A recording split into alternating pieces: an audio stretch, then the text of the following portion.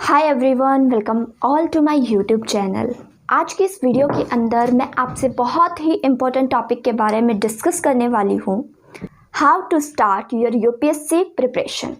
बहुत सारे कैंडिडेट्स का ये क्वेरी आ जाती है कि हमको अपनी जो यूपीएससी की प्रिपरेशन है वो किस एज में शुरू करनी चाहिए, कौन से स्टैंडर्ड में शुरू करनी चाहिए और किस तरीके से करनी चाहिए। तो आज की इस वीडियो के अंदर मैं आपके ये सारे डाउट्स क्लियर करने वाली हूँ।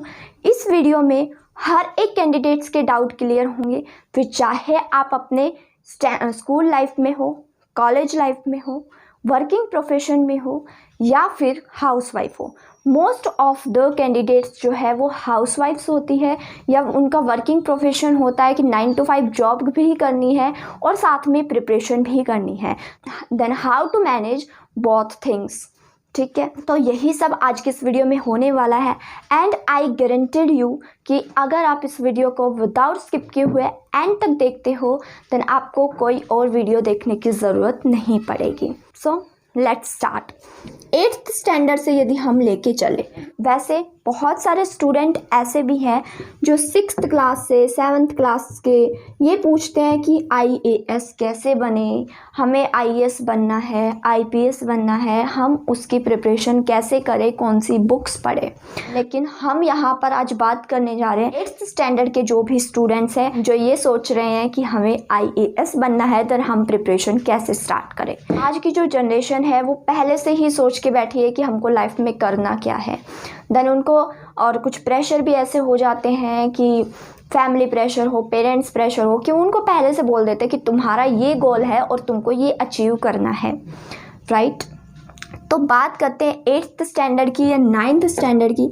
जो भी स्टूडेंट्स हैं और जो चाहते हैं कि हमको तो IAS बनना है, जो भी चाहते हैं कि हमको IAS बनना है, तो वो स्टूडेंट्स को मैं बता दूं, अभी आप जो है अपनी 8th स्टैंडर्ड पर फोकस कीजिए। जो भी आपकी बुक्स है, 8th क्लास की जो भी स्टडी है, आप उस पर ज़्यादा फोकस करें बजाय इसके कि हम यूपीएससी की प्रिपरेशन कैसे करें। अभी आपको इतना स्ट्रेस आउट होने की कोई ज़रूरत नहीं है कि हमको कौन सी बुक पढ़नी है, क्या करना है, नथिंग एल्स। आपको सिर्फ क्या करना है कि आपकी जो 8th क्लास की पढ़ाई है, 8th क्लास की जो स्टडी है, उसको आप अच्छे से करिए। हाँ, अगर ज़्यादा ही आपका इंटरेस्ट है कि हमें तो पढ़ना ही है, देन आप क्या कर सकते हो कि आपकी जो NCERTs की बुक है, आप उनके बेसिक्स क्लियर करते हुए चलिए। लाइक आप 8th क्लास में हो तो आपकी 8th क्लास की जो भी NCERT की बुक्स आती है, आप उनके बेसिक क्लियर करिए, उनको इतना अच्छे से पढ़िए कि आपको आगे वो बहुत ज़्यादा बेनिफिट दे। क्योंकि यूपीएससी की जो प्रिपरेशन है वो सबसे पहला स्टेप यही होता है कि आपका बेसिक क्लियर होना चाहिए। और बेसिक क्लियर करते कहाँ से हम? NCERT से।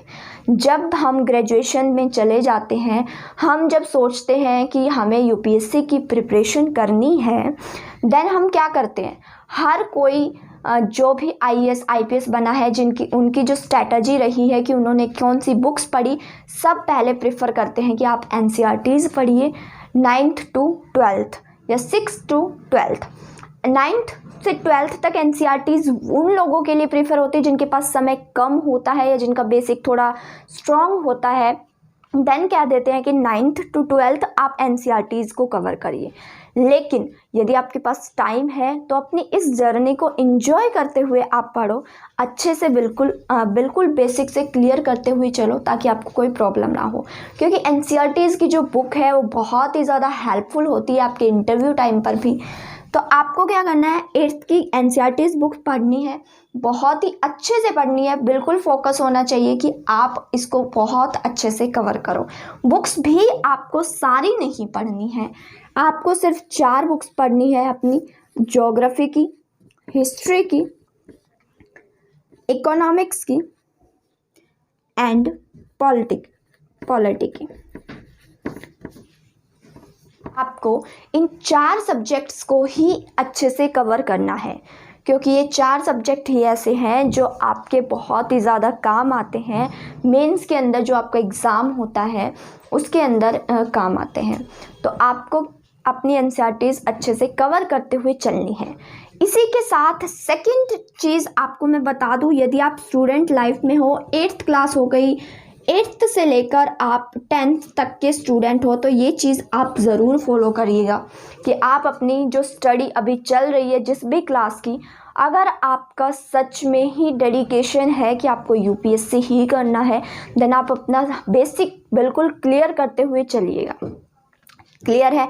सेकंड टिप आपको मैं ये देती हूँ कि आपको क्या करना है, इस बीच न्यूज़पेपर रीडिंग की हैबिट डालनी है। सबसे इम्पोर्टेंट चीज़ यही होती है कि हमको न्यूज़पेपर रीडिंग जो करंट में चल रहा है उसके साथ कनेक्ट रहना है।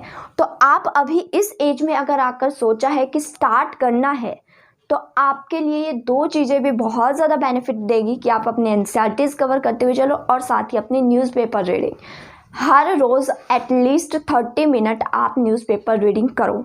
ये आगे जाकर आपको बहुत ही ज़्यादा बेनिफिट देने वाला है न्यूज़पेपर रीडिंग, कि आप अपने करंट अफेयर के साथ अटैच रहोगे। आपकी आधी प्रॉब्लम तो यहीं पर सॉल्व हो जाती है। क्लियर है। थर्ड चीज़ आपको मैं बता दूं कि यूपीएससी के अंदर जो एग्ज़ाम होता है उसके ऑप्शनल बहुत ज़्यादा डिपेंड करता है कि आपने ऑप्शनल क्या लिया है। फर्स्टली तो आपको अपना ऑप्शनल चूज़ करना होता है, लेकिन अभी आप उस तरफ भी ज़्यादा ध्यान ना दीजिए, क्योंकि ऑप्शनल आपके इंटरेस्ट पर डिपेंड करेगा। आप ऑप्शनल सिर्फ इसलिए नहीं लेना होता कि ये स्कोरिंग है या इसमें अच्छे मार्क्स आ जाते हैं, नहीं। ऑप्शनल सब्जेक्ट के अंदर आपका इंटरेस्ट होना चाहिए, जिस सब्जेक्ट को आप विदाउट बोर हुए बिना किसी टेंशन के पढ़ सको, जिसमें ज़्यादा टाइम आप लगा सको, क्योंकि ऑप्शनल का जो एग्ज़ाम है वो 500 मार्क्स का आता है and we can not take it for granted, क्योंकि 500 नंबर बहुत ही ज़्यादा मैटर करते हैं आपकी मेरिट बनाने में। क्लियर है। तो ये तो था आपका कि अगर आप स्टूडेंट लाइफ में हो। अब बात कर लेते हैं कि जो भी 11th से लेकर ग्रेजुएशन तक आते हैं, 11th टू ग्रेजुएशन तक के जो स्टूडेंट हैं वो किस तरीके से प्रिपरेशन कर सकते हैं।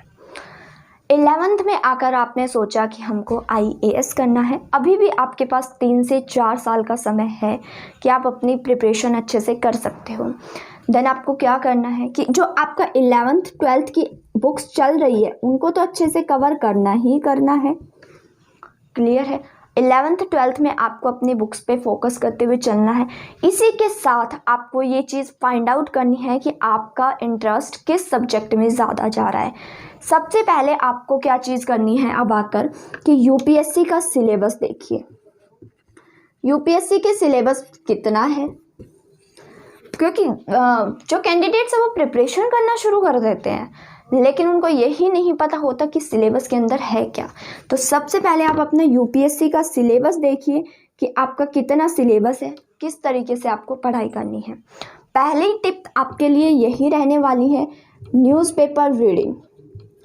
न्यूज़पेपर रीडिंग आपको स्टार्ट कर देनी है, जो आपको मॉर्निंग में करो, कभी करो, दिन में एटलीस्ट 30 मिनट्स या 1 आवर की आपकी रीडिंग होनी ही चाहिए।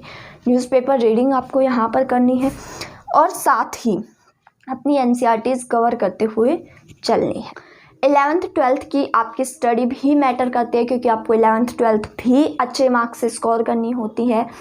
और इसमें आप इतना ही कर सकते हो कि आप अपना सिलेबस देख के जो भी एनसीईआरटीज़ आपकी 11th में या 12th में है, जो मैंने आपको 4 सब्जेक्ट बताए, पॉलिटी हो गई, ज्योग्राफी, इकोनॉमिक्स एंड हिस्ट्री, इन चारों को तो अगर आपके पास ये सब्जेक्ट्स है, अगर आप साइंस साइड से हो या कॉमर्स साइड से हो देन बात अलग हो जाती है, लेकिन यदि आप आर्ट साइड से हो तो ये चीज़ आपको बहुत ज़्यादा बेनिफिट देती है कि आप इनके एनसीईआरटीज़ कवर करते हुए चलो। फिर भी आप प्रिपरेशन करना चाहते हो देन आप न्यूज़पेपर रीडिंग करो। उसके बाद बात आ जाती है आपकी कॉलेज की, कि आप फर्स्ट ईयर में हो।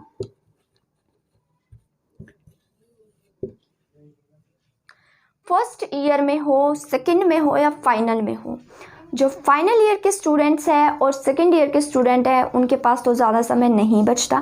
फर्स्ट ईयर के स्टूडेंट्स भी अपनी प्रिपरेशन उसी अकॉर्डिंग कर सकते हैं, कि सिलेबस अपना देखकर चलो कि आपको कितना पढ़ना है। एनसीईआरटीज़ यदि आपकी क्लियर नहीं है, आप फर्स्ट ईयर में प्रिपरेशन करना शुरू कर रहे हो और एनसीईआरटीज़ का बेसिक्स आपसे क्लियर नहीं है, देन आपको उनका पहले बेसिक क्लियर करना है। यदि आपके पास टाइम है तो आपको 6th से 12th सारी एनसीईआरटीज़ कवर करनी है, नहीं है तो 9th से 12th की एनसीईआरटीज़ तो बहुत ही ज़्यादा कंपलसरी है।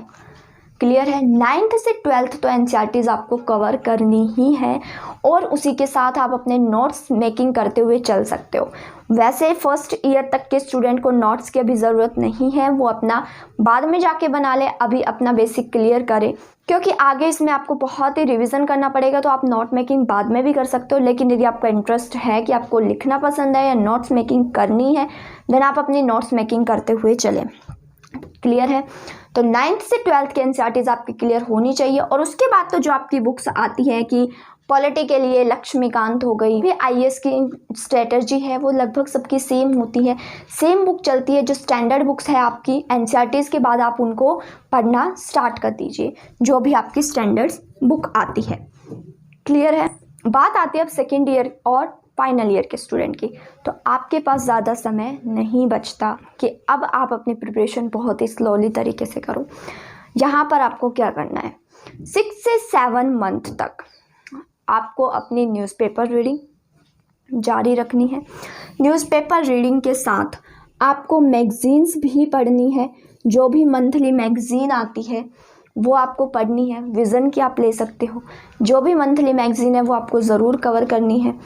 और न्यूज़पेपर रीडिंग आपको करनी ही करनी है। बेस्ट न्यूज़पेपर आपको पता है, द हिंदू या टाइम्स ऑफ इंडिया, ये आप कवर कर सकते हो इंग्लिश के लिए। देन आप अपनी एनसीईआरटीज़ कवर करो। उसके बाद आप अपने स्टैंडर्ड बुक्स पे आओ। आपका सेकेंड ईयर में यदि आप हो तो आपका जो 1 साल है वो एनसीईआरटीज़ की तरफ होना चाहिए, उसका फोकस, कि एनसीईआरटीज़ आपकी बिल्कुल अच्छे से कवर हो। देन आप अपनी स्टैंडर्ड बुक्स पर आओ कि जो भी लक्ष्मीकांत की है, हिस्ट्री की, मॉडर्न हिस्ट्री है, इकोनॉमिक्स की बुक है, जितनी भी आपकी स्टैंडर्ड बुक्स है, बुक्स के लिए मैं अलग से वीडियो ले आऊँगी। अगर आपको चाहिए कि कौन कौन सी बुक प्रेफर होती है यूपीएससी की इस प्रिपरेशन के अंदर, देन आप मुझे कमेंट डाउन ज़रूर कर देना कि आपको बुक्स पे वीडियो चाहिए। ओके, उसके बाद आप अपनी बुक्स पर जाओ। 1 साल आपका सिंपल रीडिंग होनी चाहिए कि आपको वो समझने में टाइम लगेगा सेकेंड ईयर में यदि आप हो तो। एंड देन जो आपका फाइनल ईयर रहता है वो आपका फुल टू फोकस होना चाहिए। कि कॉलेज के अंदर भी ऐसा होता है कि 9 to 5 आपके क्लासेस लगती हैं, तो 9 to 5 तक आप क्लास लेते हो। टाइम जो भी है आप अपना शाम को टाइम दो या मॉर्निंग का टाइम दो, उसके अकॉर्डिंग आप अपना टाइम मैनेज कर सकते हो। प्रॉब्लम तभी आती है कि आप साइंस साइड से हो तो आपकी 9 to 5 मान सकते हैं। वैसे तो आजकल कॉलेज बहुत ही रेयरली स्टूडेंट्स जाते हैं, नहीं जाते मोस्ट ऑफ द स्टूडेंट। तो यदि आप प्रिपरेशन पर ही फोकस करना है तो आप फुल टू फोकस रखिए, अपना उसी अकॉर्डिंग टाइम टेबल बनाकर चलिए कि आपको दिन में कौन से सब्जेक्ट्स करने हैं। अगर डेली का भी नहीं बनता है देन आप मंथली बनाकर चलिए कि आपको मंथ के अंदर लक्ष्मीकांत की पॉलिटी आपको कंप्लीट करनी है। देन आपको दिन में कितने पेजेस बांटने हैं या वीकली कितना करना है, और फिर जो वीकेंड्स है, संडे आपका आता है, उसमें आपको रिवीजन करना है। हाँ, रिवीजन मस्ट होना चाहिए कि आप जितना पढ़ते जाओ उसको साथ साथ रिवीजन करते जाओ, इससे आपको बहुत ज़्यादा फ़ायदा मिलेगा। ठीक है, तो ये रहने वाला है आपका सेकेंड ईयर और फाइनल ईयर। फाइनल ईयर में आपके पास 1 साल ही बचता है, तो उस के अकॉर्डिंग आपकी जो प्रिपरेशन है, आपका जो स्टडी टाइम टेबल है वो बिल्कुल डिफरेंट हो जाता है। ईयर के जो स्टूडेंट है वो बहुत ही ज़्यादा सीरियस, जो भी आईएएस की प्रिपरेशन करते हैं बहुत ही ज़्यादा सीरियस स्टूडेंट हो जाते हैं कि अब उनको करना ही करना है। देन आपको अपनी फर्स्ट थिंग क्या रखनी है कि न्यूज़पेपर रीडिंग तो रखनी ही रखनी है। कोई भी मैगजीन्स आपको पढ़ लेनी है। करंट अफेयर से आप ज़रूर कनेक्ट रहिए। एनसीईआरटीज़ मस्ट है। एंड देन स्टैंडर्ड बुक्स आप आइए। तो ये सब रहने वाला है आपका कि किस तरीके से आपको प्रिपरेशन करनी है। बात करते हैं वर्किंग प्रोफेशन के अंदर जो आते हैं, तो वर्किंग प्रोफेशन में भी आपकी 9 to 5 जॉब होती है। बहुत कुछ ऐसे होते हैं जिनकी शिफ्ट वाइज होती है, दिन में है, रात में है, तो लगभग 12 घंटे की जॉब हो ही जाती है। तो जितना भी आपके पास टाइम बचता है आप उसके अकॉर्डिंग अपने प्रिपरेशन कर सकते हैं। ऐसी कोई बात नहीं है। सेम जो आपके कॉलेज लाइफ चलती है उसके जो स्टूडेंट प्रिपरेशन कर रहे हैं आप उस अकॉर्डिंग करिए। हाँ, बहुत से ये कह देते हैं कि कॉलेज वाले जो स्टूडेंट्स हैं, बस आपको ध्यान क्या रखना है इसके अंदर की ज़्यादा टेंशन नहीं लेनी है कि जो कॉलेज के स्टूडेंट्स हैं वो तो लगातार पढ़ते हुए आ रहे हैं, इतने सालों से तैयारी कर रहे हैं, तो कंपटीशन हाई है। नहीं, यदि आपने ये सोच लिया है कि हमें ये करना है, then you can do it. Believe in your self and बस स्टार्ट कर दीजिए और अपना बेस्ट दीजिए, ठीक है। अब बात करते हैं हाउसवाइफ की। बहुत सारी हाउसवाइफ है जो ये सोचते, ये हाउसवाइफ के लिए भी है और जो मेल्स होते हैं या फीमेल्स भी है, वर्किंग प्रोफेशन के अंदर है, तो उसके लिए भी ये टिप रहने वाली है। इसके अंदर देखो, हाउसवाइफ की मेन प्रॉब्लम क्या आती है कि उनके पास जो टाइम है वो टाइम मैनेजमेंट नहीं हो पाता, कि उनका कोई फिक्स टाइम नहीं रहता कि हमको इसी टाइम स्टडी करनी है, क्योंकि घर के काम इस तरीके से हो जाते हैं कि कभी भी करने पड़े तो ये टाइम नहीं मिल पाता। तो आपके लिए पहली चीज़ क्या होगी कि कुछ समय कि 2 से 3 घंटे का समय आपको अपने पूरे दिन में से एक साथ निकालना है, ठीक है। एटलीस्ट 2 से 3 घंटे आपके पास एक दिन में होने चाहिए कि आप उस टाइम पर आपको कोई डिस्टर्ब ना करे। जो कॉलेज वाले स्टूडेंट होते हैं वो तो ये कह सकते हैं कि हमें डिस्टर्ब मत करना, मैं अपनी स्टडी कर रहा हूँ, तो उनको कोई डिस्टर्ब नहीं करता। लेकिन हाउसवाइफ है या वर्किंग प्रोफेशन में है, 9 to 5 जॉब कर रहे हैं, तो इस बीच उनको टाइम नहीं मिल पाता। तो उनके लिए क्या रहने वाला है कि या तो आप मॉर्निंग में अर्ली मॉर्निंग पढ़िए या फिर आप लेट नाइट तक पढ़िए। एटलीस्ट 3 घंटे आपको देने हैं। या तो आप यदि जल्दी उठ पाते हैं तो आप सुबह में पढ़िए 3 घंटे, और यदि आपसे सुबह नहीं उठा जाता तो आप रात में पढ़िए। रात को 10 बजे के बाद आई थिंक किसी का कोई काम नहीं बचता, हाउसवाइफ भी है तो रात को मोस्टली लोग सो ही जाते हैं, 10 बजे लास्ट होता है। देन आप अपने 10 से 1 बजे तक, 2 बजे तक जितना आप कर सकते हो उतना आप अपने 3 से 4 घंटे, 2 से 3 घंटे रात को पढ़िए। और आप कहते हो हमसे नहीं उठा जाता, मैं नींद आ जाती है, देन आप अपना 9 बजे 10 बजे सोकर सुबह के 4 बजे उठ रहे हो, 3 बजे, it's depends on you, your capability and your interest. Then आप सुबह में पढ़िए। इस बीच आपको ये टाइम तो ज़रूर देना है। और उसी के साथ बता दूँ इस टाइम में पढ़ना क्या है, जो भी सब्जेक्ट आपको टफ़ लगता है कि ये सब्जेक्ट मुझे सबसे ज़्यादा टफ़ लग रहा है, इस सब्जेक्ट के अंदर मेरा ज़्यादा टाइम कंज्यूम हो रहा है, तो आप उस सब्जेक्ट को करिए, चाहे वो ऑप्शनल हो या आपके जीएस के कोई पेपर्स हो, तो आप उनको करिए इस टाइम के अंदर। जो आपको ये पूरा एक साथ टाइम मिल रहा है, इस टाइम के अंदर आपको वही सब्जेक्ट्स करने हैं। उसके बाद जो आपका पूरे दिन का समय होता है, आप जो काम करती है, सेकेंड टिप, अपना आप पूरे दिन के अंदर जिस बीच आप काम कर रहे हैं उसके बीच में आप 15 मिनट हो गई, 30 मिनट हो गई, इस बीच आप इस तरीके से अपना टाइम निकालिए। लाइक 15 मिनट का समय आपने एक टाइम पे निकाला कि 15 मिनट मुझे बैठकर न्यूज़पेपर रीडिंग कर ली, 15 मिनट तक मैंने न्यूज़पेपर पढ़ लिया। 30 मिनट का टाइम आपके पास है तो कोई आपने जीएस का एक पेपर रिवाइज़ कर लिया कि जीएस की एक बुक उठा ली और उसको कवर कर लिया। तो ये जो छोटे छोटे स्लॉट्स आपके पूरे दिन के अंदर बनते हैं, इनको आप निकालिए। एटलीस्ट 2 से 3 स्लॉट हो आपके 15 मिनट 30 मिनट शाम तक के समय के अंदर, तो ये आप पढ़ सकती हैं। इसी के साथ बात आती है न्यूज़पेपर की।